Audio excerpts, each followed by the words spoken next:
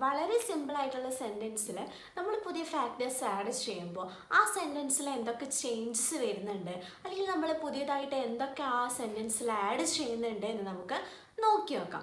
Look at the first sentence, കുട്ടികൾ പോയി. ഇത് നമ്മൾ എങ്ങനെയാ പറയുക? കുട്ടികൾ നമുക്കറിയാം അല്ലേ, ചിൽഡ്രൻ. പോയി എന്നതിന് നമ്മൾ എന്താ പറയുക? വെന്റ് എന്നാണ് അല്ലേ പറയുക. So we say the children went. കുട്ടികൾ പോയി എന്നതിന് നമ്മൾ എന്ത് പറയും? ദ ചിൽഡ്രൻ വെന്റ് എന്ന് നമ്മൾ പറയും.